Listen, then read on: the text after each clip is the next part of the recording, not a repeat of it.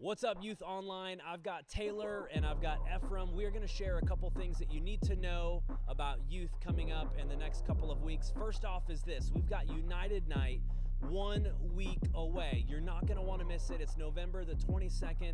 Ephraim, why don't you share with them how their watch party can take home that United Night belt on the 22nd? Well, this Friendsgiving, we're going to be having a Best Friends Challenge where two people from each watch party are going to come up on the stage to see how well they really know each other. Each watch party is going to have to nominate two people, so think carefully. And if you're looking for any reason to invite people this Friendsgiving, make sure to remember we're going to be having KFC Famous Bowls for everyone who attends. All that info and anything else you need to know about United Night is going to be on the Royal Hill Youth Insta, so make sure to go check it out and send it to your friends to invite them to United Night. That's right. We are pumped about November United Night, but guys, we are already getting some game plans together for December United Night, and we want you to be prepared for it. So follow me to Powerhouse Ministries so I can give you some more information about what to expect in December. Hey, what's up, Rolling Hills Youth? I am here at Powerhouse Ministries with John and Amy, and we are partnering together to raise $2,000 in gift cards for teenagers for Christmas 2020. You guys have from now until United Night on December 13th to bring in gift cards $50 or under. You can get creative and do Buffalo Wild Wings. You could get an Amazon gift card. You could do In-N-Out, Starbucks. You can do really anything when it comes to a gift card because these teenagers are going to love it.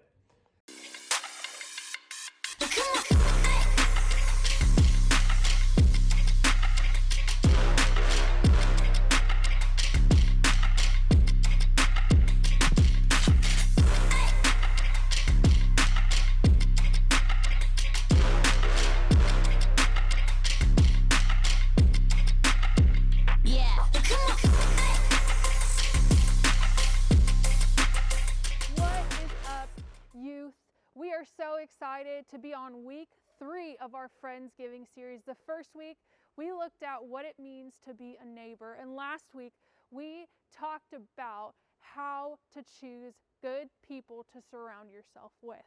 Now, this week, I figured since we've kind of nailed down some of the basics of friendship, that I would need some of your help to discuss what we're going to talk about this week. So I have asked some of my friends to join me today to help me preach my message. So here we go.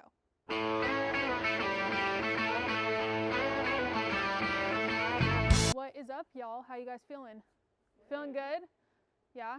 But yeah, we kind of talked about friendship over the last couple of weeks, right?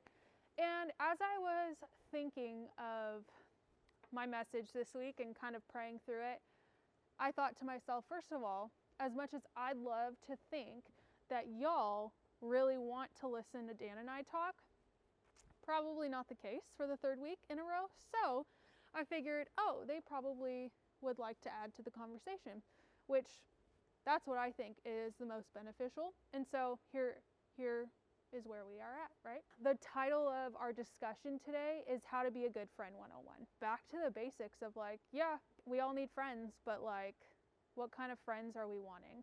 And so I have a question, my first question to kind of kick us off is, what are the traits that you look for in a friend? What is a good friend? Yeah, so I would also say just someone who's just really understanding, and with friends you're going to have disagreements, but as long as you guys can both kind of step out of your own perspective and see the other person's side, I think that's really important. Yeah, that's super good.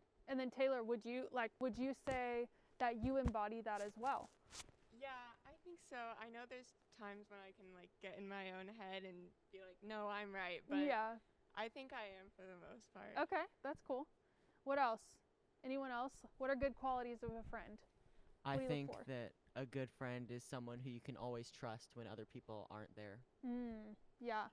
And then how would you say you are with that? I feel like I'm really good at that, at always being someone that someone can talk to when they're going through something. Yeah, that's cool, Ephraim. I like that. Okay. Anyone else have qualities that they look for in a friend? When you say this person is a great friend, why are they a great friend? Tell me. I think kindness is a big thing, and knowing that your friend is kind. Yeah. Because if they're not kind, that's just not gonna work. Yeah, what's the point, right? Mm-hmm. Callum, do you have anything? Like probably someone who really cares about you. In what way would you say, like, how do they express that they really care about you? If they like show up and talk to you about like what's going on with you or something. Yeah, like what's going on in your life.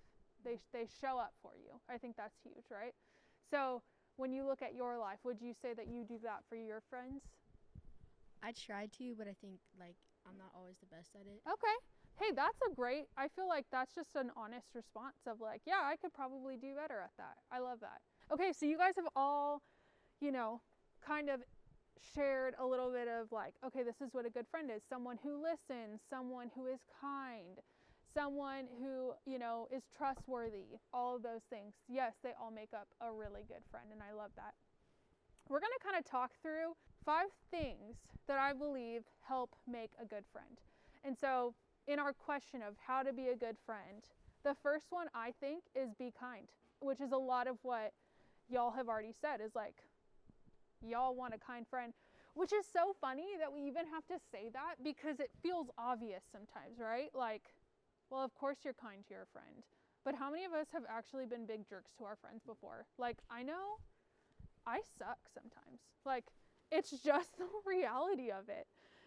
So we're going to kind of look into different things. I want to share a verse, though, that I saw from Scripture. And it's 1 Thessalonians 5:11, and it says, "Therefore, encourage one another and build each other up, just as in the fact you are doing." I just love that because it's literally like what friends are for. It's to build each other up. That's why we need people around us. That's why quarantine is difficult, because we're not with people and all of that. So one of my questions for you guys is, what are things that you can do to make sure that you aren't being mean? So I'll give you an example.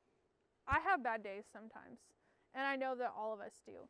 And when I have a bad day, there are moments where it reflects on the people in my life. Like, I don't know about you guys, but if I'm having a bad day and I'm grumpy, then sometimes I make sure that the people around me know I am grumpy and I take it out on them. And like, that's totally not cool because they didn't do anything wrong. But how, for y'all, like, how do you make sure that you don't act into that? So for me, sometimes I just like need to be quiet. Like, I just am like, you know what? I need a minute, and I will take a minute. And after I take a minute, then I can like talk to you.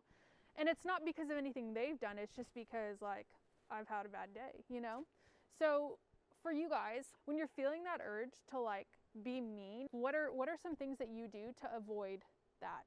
I think just sitting down with the person, because I think it's really easy to just be on your phone and send like a really long rant to the person, but and that's something I've learned because I've done that before. So I think just sitting down with the person, and even if you have like another friend who like knows you both really well, and they can like kind of be a mediator, just to get a third opinion. Yeah. And Yeah, that's really good.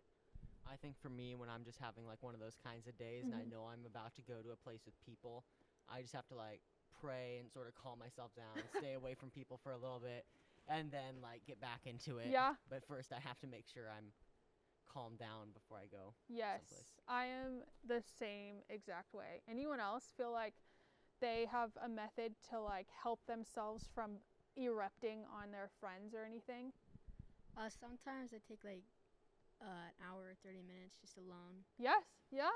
And honestly, I feel like that's like, it's wise, like it's actually very wise of y'all to know, like, I'm in a very bad mood today and I need to take some time, right?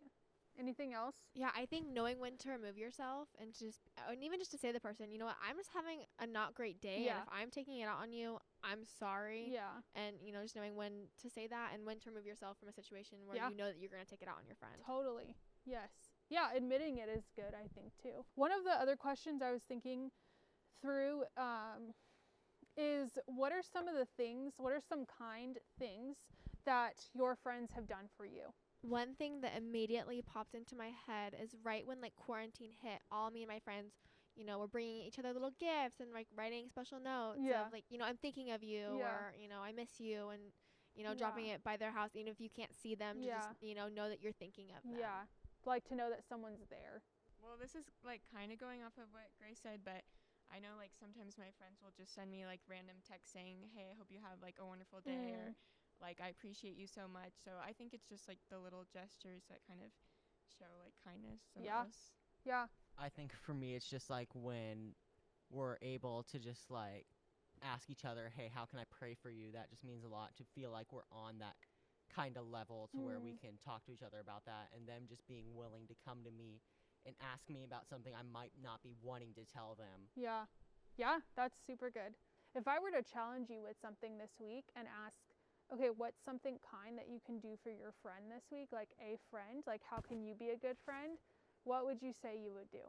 I think for me, it would just be find a friend who you know is probably going through a really hard time right now, and just ask them, really, how are you doing? And how can I pray for you? Yeah. And not just like settle for the, oh, I'm fine answer, and Yeah. really try to help them.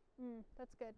Yeah, I think going off of what you just said, you know, maybe take your friend out to lunch and be Yeah. like, you know, I just have been thinking of you. Yeah. You know, I hope you know I'm here for you, and you know, just let them know that Yeah. you're there for them and Yeah. you're on their team and Yeah. with them. No, I think that's really good, you guys. I think like kindness and friendship is like overlooked sometimes. I think we forget. I think what we do forget is to go over and above, like with kindness. Sometimes I'm like, oh yeah, like my friends are chill. We're good.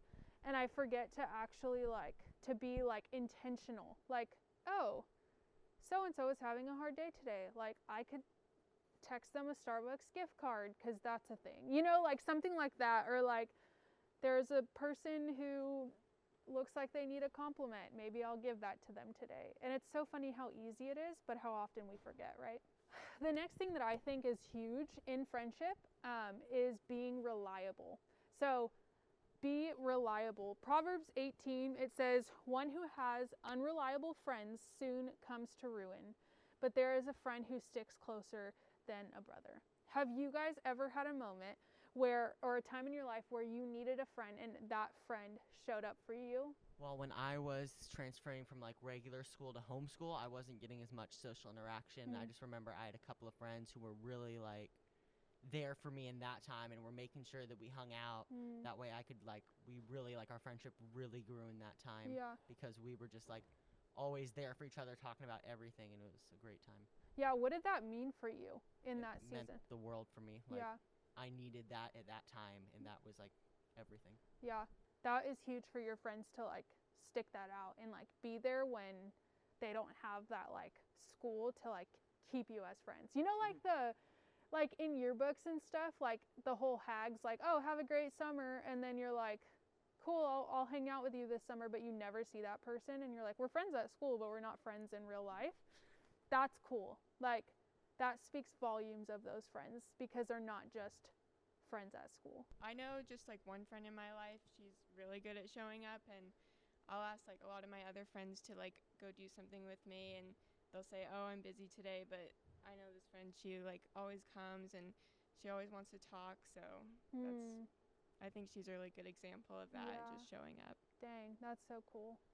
She's just reliable. You know she'll be there. When you think of a reliable friend, what does that look like to you?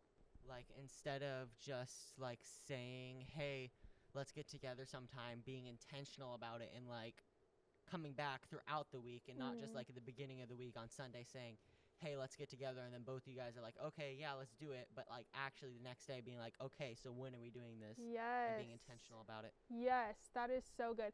Okay, have any of you guys ever like, oh, I don't know, this is like so frustrating to me. Like my biggest pet peeve, and I don't know about y'all, but like are flaky people. Oh my goodness. Oh my gosh, I cannot. It is one of the biggest things that like I dislike. And so with that, with like what Ephraim just said, first of all, I have to look at myself and be like, Natalie, that's one of your biggest pet peeves. Are you flaky though as well? Because there are times when I'm like, oh my gosh, I am the worst. Like, I am flaky, or like, you know, it just depends on the situation. But there are times when I catch myself doing the very thing that I hate when, you know, people do to me. But what I love that you just said there is like, instead of being like, oh yeah, we should for sure hang out sometime, it's okay, like, get your phone out, let's schedule this. A good friend doesn't just say, like, their actions speak with them.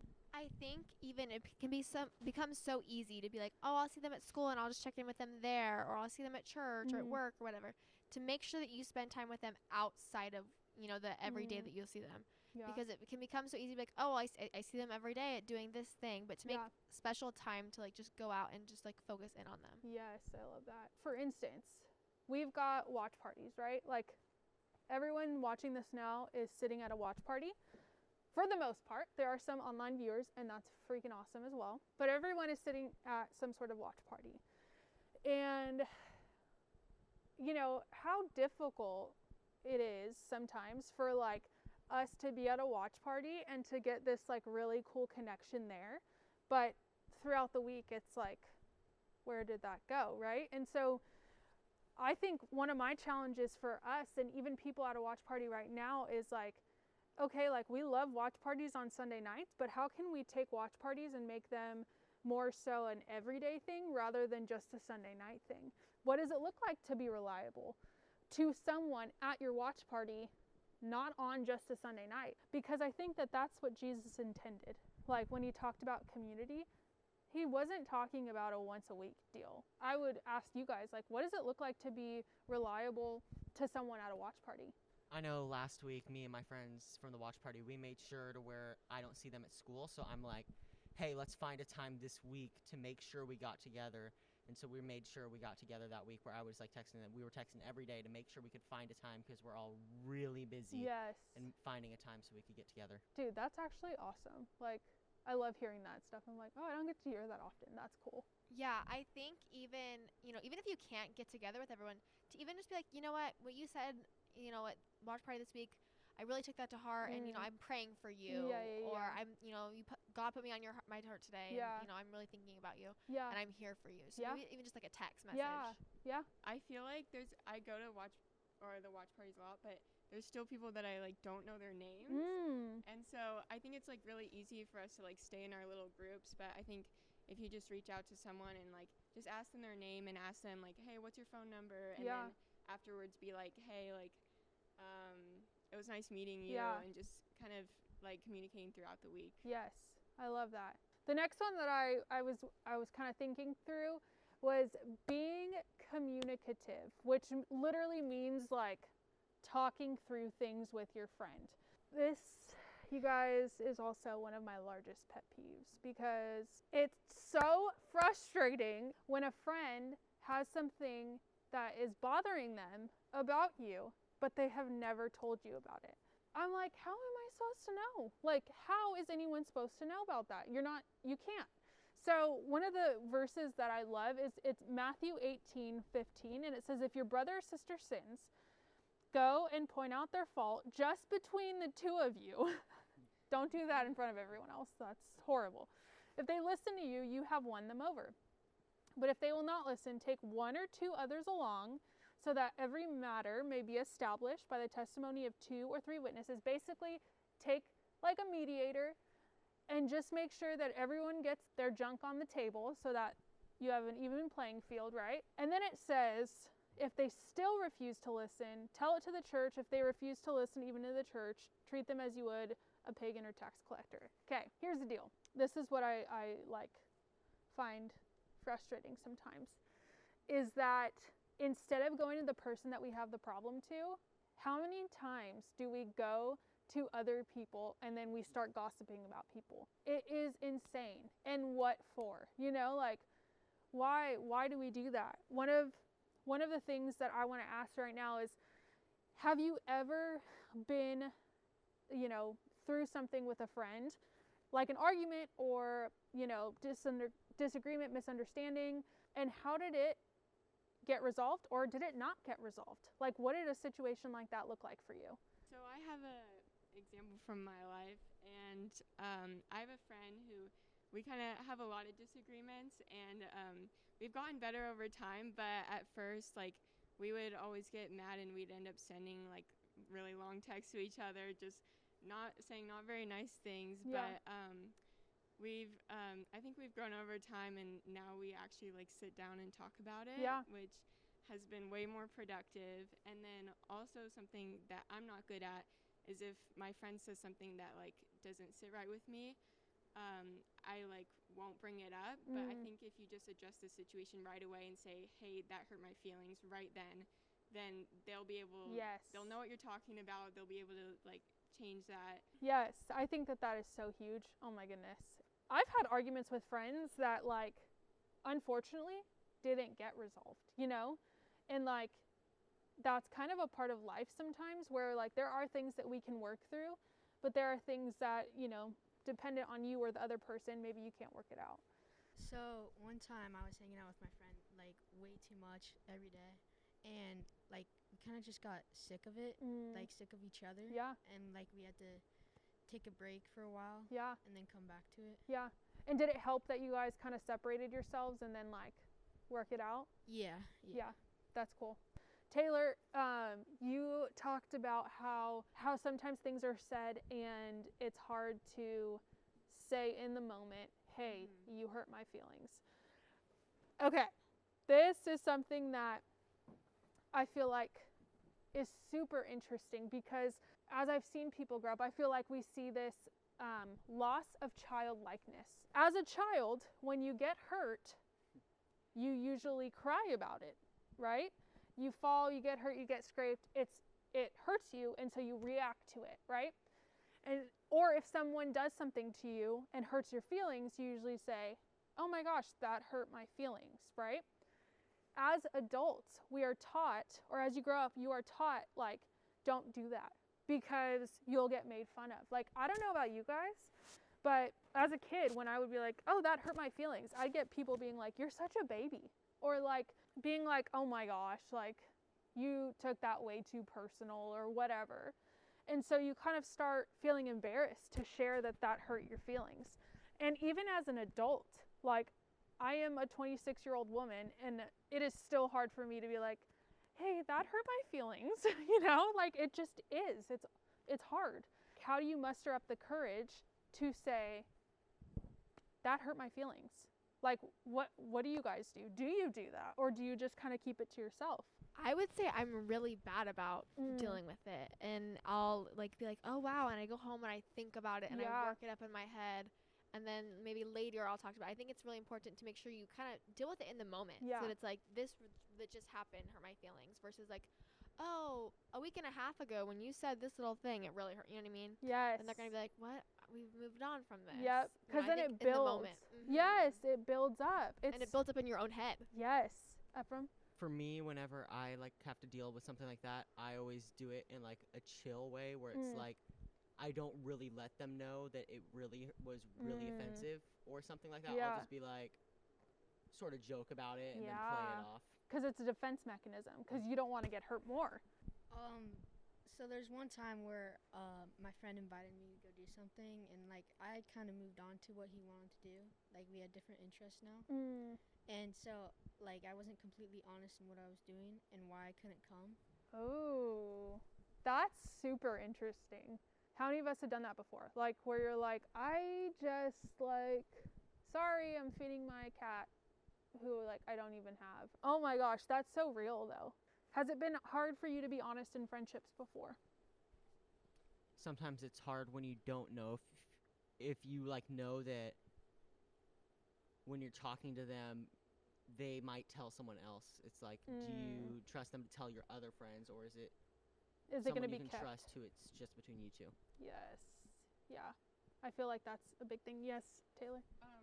Also, like if you're in a really like good place with your friend and you don't want to like rock the boat, I think that's a reason why I don't bring stuff up. Yes. That's so real. My last point is be forgiving. I have a friend who I've been friends with for like the last 8 years. That feels like a long time to me, right? And I got a text one day of her literally saying, hey, like I don't want to be friends with you anymore. And I was like she's part of my friend group. So I was like, excuse me, like what? And, you know, turns out she had a lot of unspoken issues that she had been harboring over years.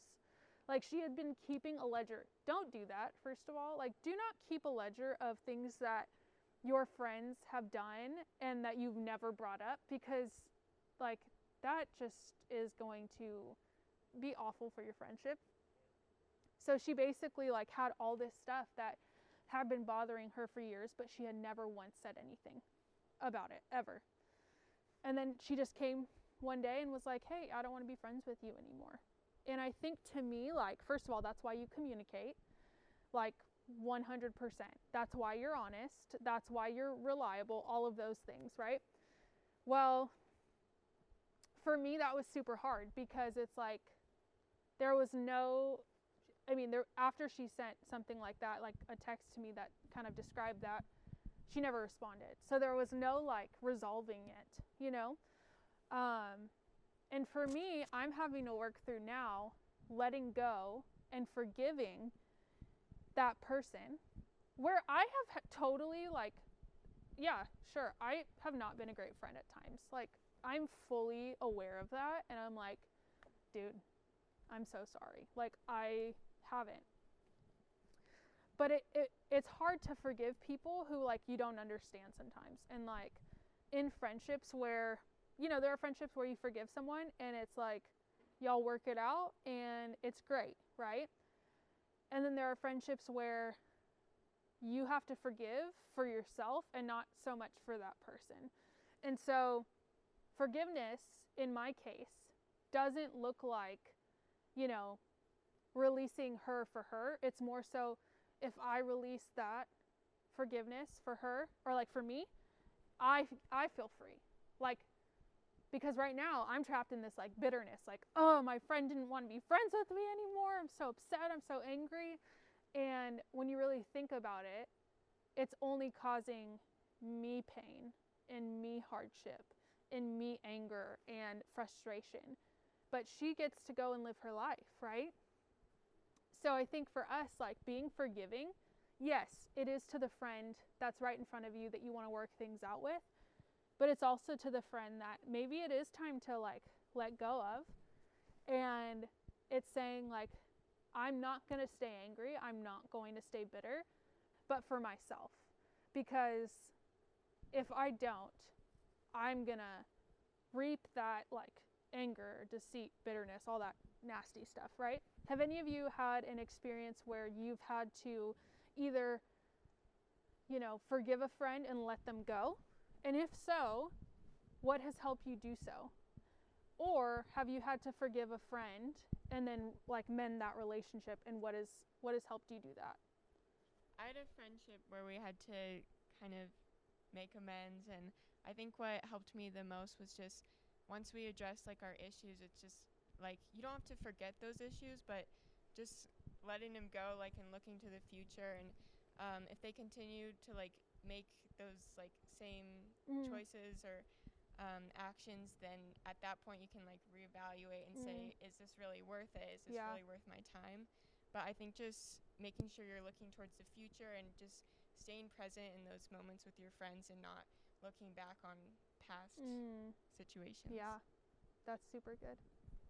Yeah, and building off of that, I think also looking back on, like, why you became friends with that person, and not to focus on, like, oh, wow, we just had this problem, we kind of worked it out, but I'm still upset, but why am I friends with this person? Yeah. You know, they are a kind person, and I know that of them, so I can forgive them and move forward because I know that their heart's in the right place. Yes, that's super good.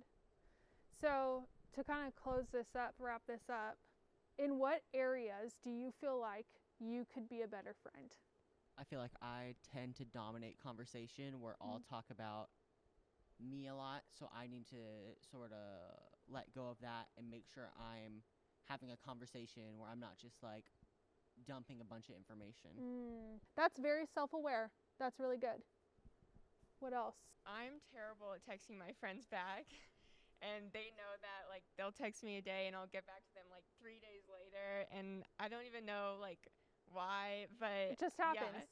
Yeah, so that's definitely somewhere that I need to improve, is just texting my friends back and just reaching out more. Yeah. which is so funny because like that seems so little, but it's actually not. What else? I think just making time for friends, like outside of school or outside of watch parties, just to set aside time to just go hang out with your friends. Yeah. And to not be like, well, I'm just so busy right now and I don't have time for it. Yeah. So that's something that you're like, I personally want to grow in. Yeah. Okay. Maybe not like projecting what I'm feeling onto like everyone else, like you said. So that's something that you feel like you struggle with.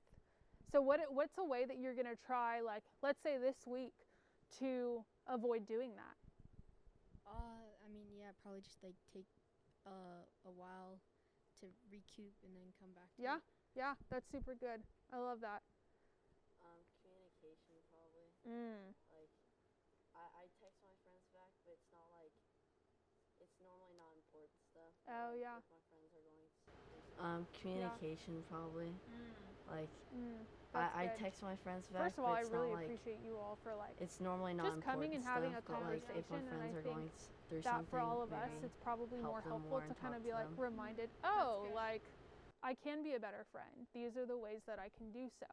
Like these are the ways that like even scripture, you know, speaks about us doing. And so I hope that people watching at a watch party or online have gotten some ideas on like, oh, I could be a better friend this way, or reminded of like, yeah, my friends are really awesome. And so what I would say is if you are at a watch party, if you are at home watching, text a friend this week. Do something nice for a friend. Like if you can think of one kind thing to do for one of your friends this week, do it.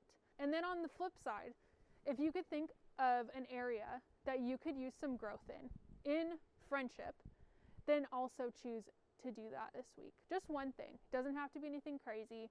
We're called to be community. We're called to be neighbors. So let's do that, and let's do it well. I'm going to go ahead and pray for us, and then we will get to all the rest of the fun, okay? Jesus, I just thank you so much for today. I thank you that you have called us to community and that you created us for that, God. And as we kind of discussed today, God, you just reminded me and all of us here of, you know, the amazing friendships that we do have and the people that have surrounded us, God. And I just pray that we would continue to be that for others. Jesus, would you bring people to our mind that we can encourage this week, that we can help lift up, God, and in the areas that we need to grow and be better friends, would you also help us do that? We thank you for who you are and that you are so good, and it's in your precious name we pray. Amen.